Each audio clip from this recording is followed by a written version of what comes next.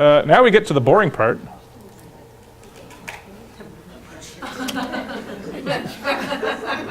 The Economics Guild requires when I give a presentation that I present some graphs to everybody.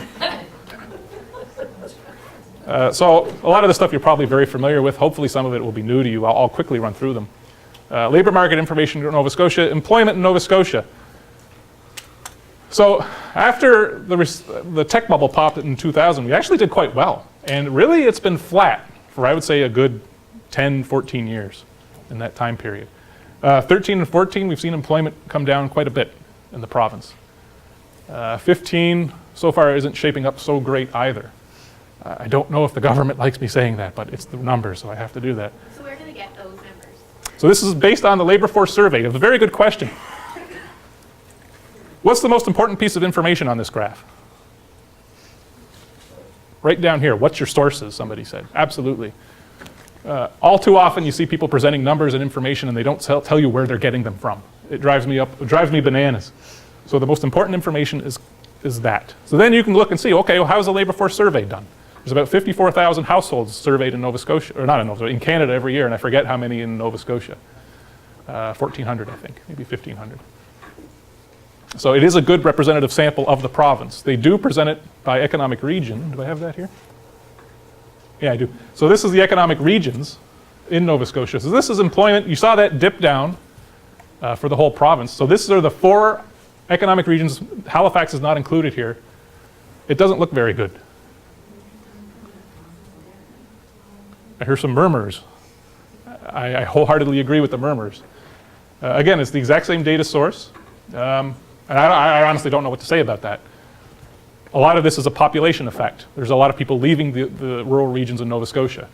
And you're going to see the employment numbers change accordingly. This isn't the unemployment rate. So one of the nice things about a rate is it kind of tells you what's going on relative to the whole population. This is just straight total aggregate numbers. Are they full-time employed or part-time? This is a combination of both. But you can look up how many are full-time and part-time employed. And what about like retired people, or they're unemployed? Or are they different? Good question. A labor force survey methodological question. What is a retired person? What do you have to be unemployed? It's a good question. It's actually really complicated, but there's a few basic simple rules you can follow. So the labor force survey is everybody 15 years and up. In order to be in the labor force, you have to be either working or looking for work. So if you're retired and you're not looking for work, you are neither employed nor unemployed. You're a non-participant. So retired people who aren't working are not counted in these data. They're also not counted in the unemployment rate. They make up the other side of the participation rate.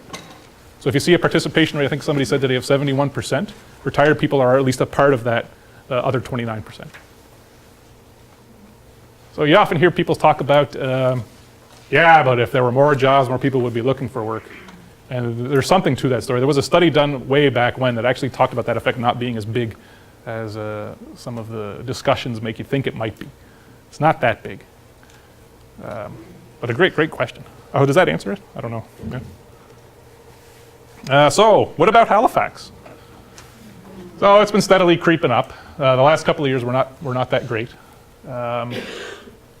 Long-term projections by finance show things dipping down a little bit. They do not expect population to pick up anytime soon in the province.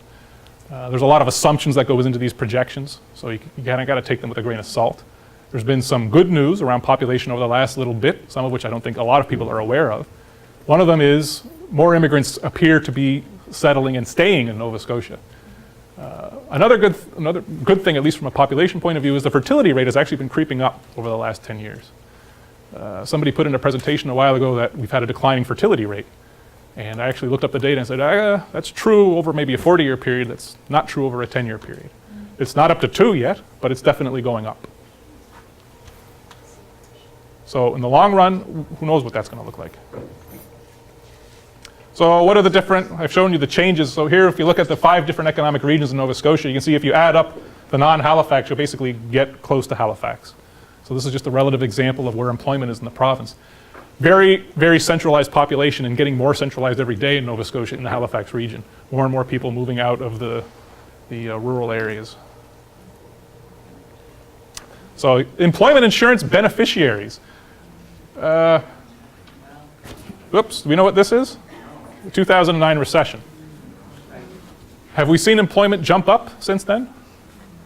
We all know it's been very flat, but we've seen a lot fewer people on unemployment insurance. That does not mean that they've found work. It could mean that their employment insurance has run out. It could mean that they've moved away. One of the things that I kind of noticed is in 2014, this went way below even pre-recession levels. This point is about 2,000 people lower than what the average was beforehand. What's going on there? Do they count maternity leave in that, or is that different? You know, that's a good question. And when I did this slide up, I thought, I wonder if somebody will ask that. Because I'm not 100% sure of the answer. You can get at information that looks like regular beneficiaries or people who are just using it. But if I were to guess, I think this includes maternity and others. It might exclude special fishery. But they're also making it more difficult to get on EI. Yeah, I was hoping to avoid that conversation. So there have been a lot of changes around EI recently. I don't know what effect that has. And I said I was hoping to avoid it. You don't know what effect? Well, I said I was hoping to avoid it, and then I went and pointed out this huge drop here compared to what it used to be. Yeah. Well, you can make some, you can extrapolate. You don't know, you can't say for sure, but you can say that it's a contributing factor. We can say for sure that it's definitely a lot lower since they put the changes. Yeah, Um, that's what they wanted. Maybe that's what they want. Maybe. I do my best to be diplomatic. See, we're having fun with numbers here, right? Is anybody asleep? No? Okay. Here's context. So employment insurance beneficiary. So again, this is because it's an administrative database, you can get very specific. So here's New Glasgow. Here's Truro, where we are now. Oh, here's Kentville. We were talking about Kentville earlier. So this is outside. So these are all a combination of what we call a central. I forget the thing. Central metropolitan areas and census metropolitan areas and census agglomerations. So Halifax has, Statistics Canada has very specific definitions of geography. What you might consider Halifax is very different than what Statistics Canada considers Halifax. So there's Halifax, Cape Breton. That's not Cape Breton Island. That's Cape Breton County. I think excluding native reserves. Kentville, New Glasgow, Truro, and then everything outside of those census agglomerations, metropolitan areas. So that's kind of the weird thing about this administrative data. It gives you weird geographies. But still kind of interesting to look at how many there are in Cape Breton. So if we were to do this as a rate of employment beneficiaries per population, I think you would see Cape Breton would be quite high compared to other places. Do they keep track of how many people are on income assistance through community services, or is that a different, does labor market do that or something? Yeah, that's probably a provincial data set. You could probably, and it's a good question because there's privacy concerns around. I would love to be able to get into every piece of information I can. Privacy legislation prevents me from doing that, probably for good reasons. But this is a federally run program, and the Department of Community Services would be a provincially run program. So you could probably get an answer from them about that. It would be through different channels. Median income by province. Why do people move west? So this is full-time, full-year workers in 2010, based on National Household Survey data. So you can see here, Nova Scotia in blue. It's well below some of these Western wages. It's well below what you see in Ontario. That's about a $5,000 difference between here and here. Saskatchewan's been doing fantastically well. A lot of people talk about Alberta, but if you look at Saskatchewan from 2000 to present, anybody who's looked at information, one second. Anybody who's looked at the information will tell you Saskatchewan's really been kind of the darling of Confederation, if you will. Yeah, question. What is the industry in Saskatchewan? Industries, I would say. Saskatchewan does have some petroleum reserves, so they do have a little bit of that. Another big thing that Saskatchewan has is they're a major supplier of uranium. And one of the great things about that supply of uranium is that it's ethically, at least to the extent that Canada ethically does things, it's ethically pulled out of the ground. There's a lot of sources of uranium worldwide, the Congo, which is not done ethically. Saskatchewan is also the world's largest supplier of, anybody know? Potash. Potash, very good. New Brunswick has a little bit of potash, but Saskatchewan gets a lot of money from potash. My dad worked at a mine. And if you were to look at those three things, I think that makes up a good chunk of what Saskatchewan does. And they've been doing very well with it over the last, I think it's almost 10 years now. So that's great, we're learning more about our country. I've never been to Saskatchewan. I hear it's very nice. Does anybody know what Regina was originally called? A friend of mine visited Regina recently, so I looked up their website. It used to be called Pile of Bones, Saskatchewan. I kid you not. There was apparently when the settlers first started going there, and they would eat buffalo, and then they would just throw the bones in a pile. So they thought, let's go to Pile of Bones, and eventually there was a huge pile of bones. And I guess the tourism board got a hold of that and said, no, we can't do that anymore. So here's some neat bullets. 1 in 5 occupations in Nova Scotia had median incomes at or above the national median. Why do people move out west? For the increased wage. But when you're talking to people, sometimes you can earn more money in Nova Scotia than out west. Just over half of occupations in Nova Scotia had median incomes at 90% or more of the national median. So the national median might be 100,000 in Nova Scotia. Half of occupations were at least 90% of that. That's not that bad when you think about it. 8 out of 10 occupations in Nova Scotia had median incomes at 80% or more of the national median. So overall, yeah, you can see that there's a higher median wage out west. But when you look at specific occupations, nobody works the average job. When you look at different jobs, you can see people getting different returns. Kathy? Do they have to factor in the cost of living? Like if your house costs half, and you could be doing better with less income. This is a wonderful question. No. No, they don't. And this drives me up the wall every time somebody talks about the higher wage component. Yeah, go ahead. I've got lots I can say about that. I just wanted to know whether they're going income, average wage or average income, annual income, because that's a big difference for tradespeople. It's a good point. It's a good point. This is you're looking at what you've earned throughout the year. Throughout the year, so it's annual income. Annual income. I've qualified it by saying full-time, full-year workers. So I exclude people who only worked part of the year. I exclude people who were unemployed for part of the year as well. There's pluses and minuses to looking at it that way, but it's a good question. But if you're excluding tradespeople who only work part of the year in Nova Scotia, aren't you excluding a good amount of the tradespeople? It's a good question. I think it would depend on the trade. There's actually that study I mentioned earlier, the Nova Scotia Construction Sector Council looked into that information to see how many people are actually able to work full-time. And I don't know if I'm allowed to give a result or not, but I will anyway. So they asked people over the last 24 months, how many of those were you able to work? And there was a certain percentage, I don't remember what it is. There was a certain percentage that said I was able to work the whole time. On average, there was about 2.4 months that people didn't work. So about 10% of the time people were not working over that 24 months. It's a good question. Bricklayers earn more money in Nova Scotia than any other province in Canada. If you were a bricklayer in 2010, you did very well for yourself. Again, if you worked full year, full time. What's this one? For audiologists, this might be a little, you guys I don't think deal with people who are doing audiology or whatever, but they actually did quite well as well if you look at across the country. So if you're studying to be an audiologist in Nova Scotia, you can expect that your income will be not too bad. Architects earned, I think, the second highest income, just slightly behind Alberta in Nova Scotia. I don't know what architects are doing here. Have you been to the new library in downtown Halifax? Maybe they worked on that. Beautiful building. It's just that one architect. Insulators. The highest paid insulators, look at Saskatchewan. I don't know, I've never been to Saskatchewan. It's cold there. If I'm going to pay somebody to insulate my house, I'm going to pay them a lot of money too.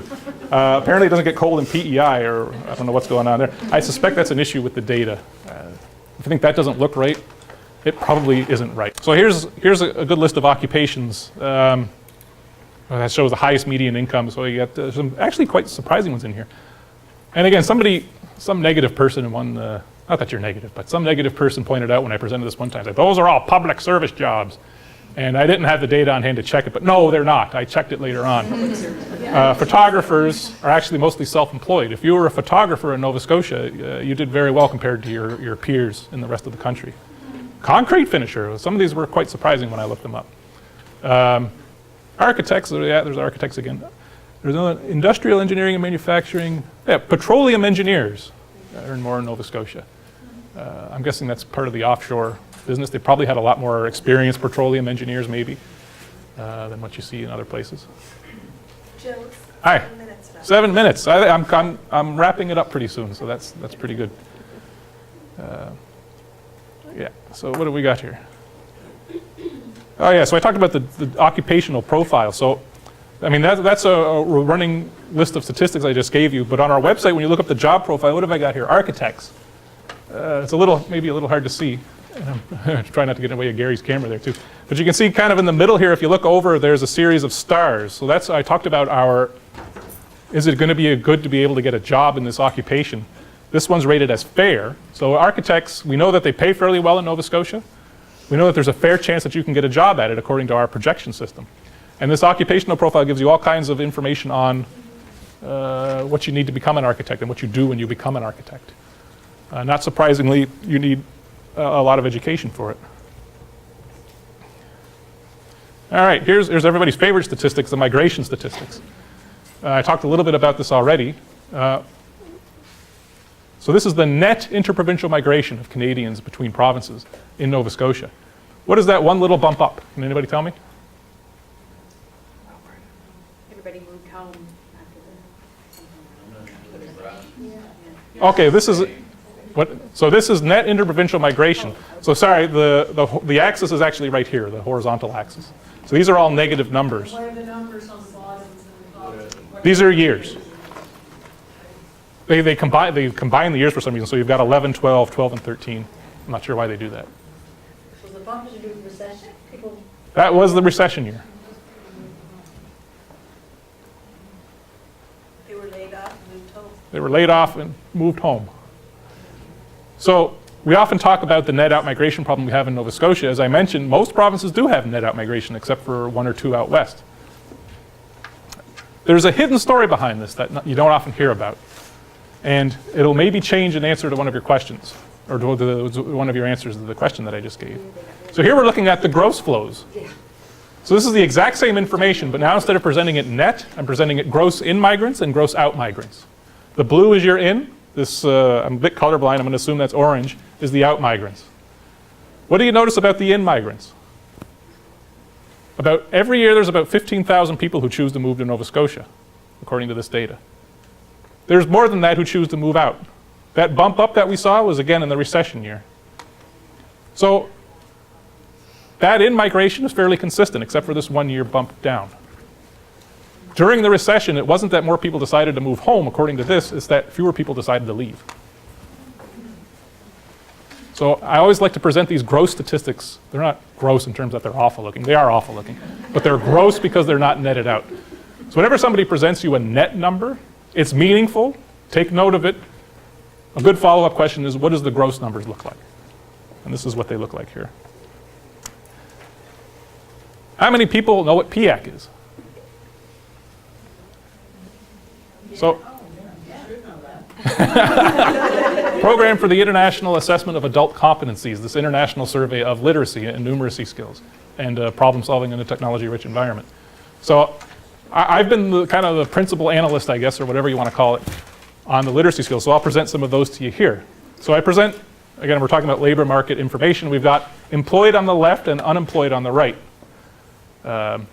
That's probably a bad description. So we got literacy on the left and numeracy on the right. Within each graph, you've got employed on the left and unemployed on the right.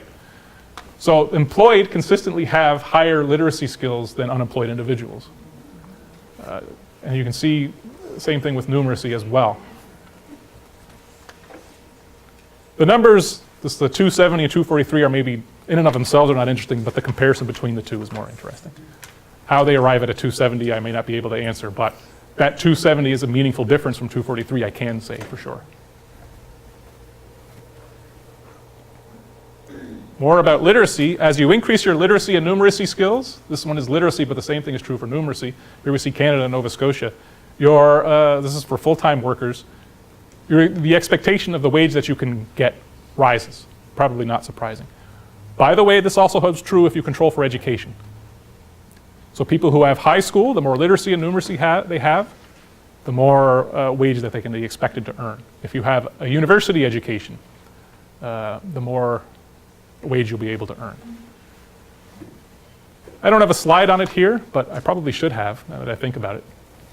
One of the neatest things that I found from playing with this data is your education can help you break away from your background. What do I mean by that? If your parents have less than high school education,